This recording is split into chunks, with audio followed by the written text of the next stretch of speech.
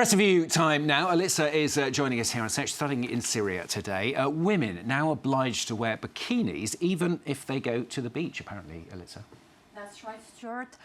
These are called burkinis, and for a reminder, they cover the whole body, head to toe. So British Daily, The Times here, writes that liberals fear setback after the new regulation was announced. The setback would be Syria's President Ahmed al-Shara imposing even stricter rules. His interpretation of Islam in the country, writes The Times. The former al-Qaeda commander toppled Bashar al-Assad in December, and then he promised that Syria will not deeply intrude on personal freedoms. That's what he said. A promise met with skepticism, writes The Times. And more on Syria. Discontent is also simmering amongst some supporters of the uprising against the country's ousted dictator. That's right, and the New York Times here has an in-depth piece on Syria's Committee for Civil Peace. This is a newly founded group cooperating with former Assad supporters to, quote, restore calm. But supporters of the rising against the regime of Bashar al-Assad accuse the new leaders of not holding the old regime to account. One source, for example, told the New York Times that many of them were hoping for punishment of those who committed war crimes. The committee, on the other hand, says that it will help de-escalate tensions with Syria's minorities. But instead, the paper writes that it reopens a simmering dilemma: how to achieve justice and reconciliation in a population that endured decades of violent repression. Stuart. Something different now. We're moving to a new post-Brexit deal. This is over the future of the British overseas territory of Gibraltar. That's right. The British Daily, The Guardian here reports on the news, saying that UK and Spain strike historic deal over Gibraltar's future. Gibraltar, of course, is a disputed territory located at the bottom of Spain, and the new deal will make travel across the border much easier. There will be no land border checks, for instance, and that's good news for some 15,000 people who cross the border daily. Many of them are workers who live in Spain but go to Gibraltar for work. And the Times of London here also has a story on that, asking, is the UK's Gibraltar deal a post-Brexit success after 4 years in the making? It could repair rocky relations, says the paper, but it will be closely scrutinized by Eurosceptics. Yeah, what about the Spanish press? What are they saying?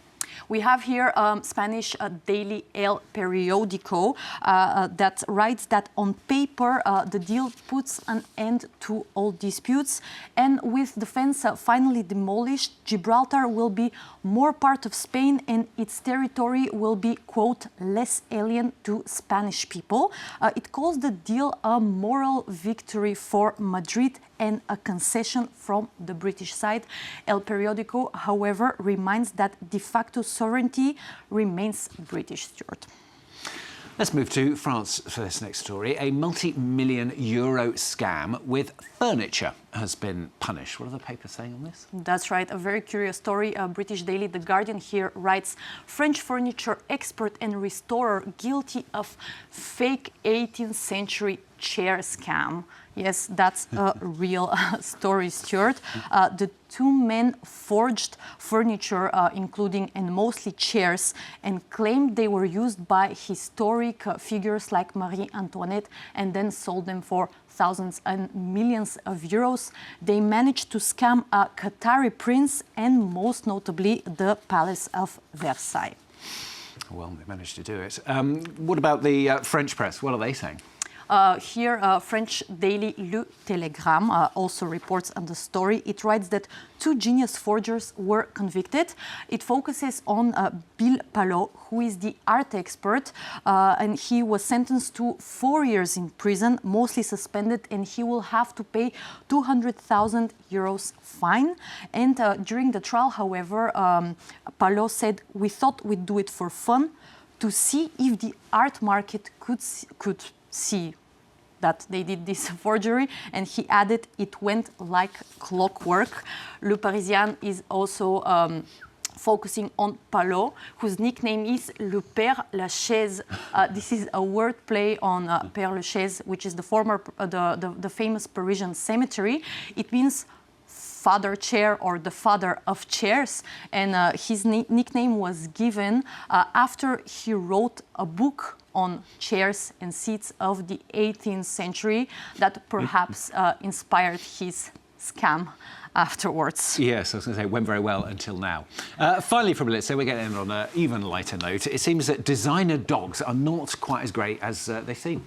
That's right, Stuart. So you can see here this cute miniature poodle. It might not be as cute as it seems. Research shows that dogs like this, called designer dogs, are more likely to experience diarrhea. And yeah, actually 34% more likely, Stuart. So it's quite of a high figure.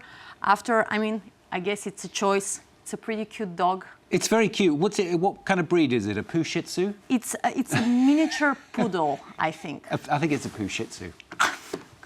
Judging from your story. Alyssa with a famous of France 24. Yes, I've just created a new breed. You never know.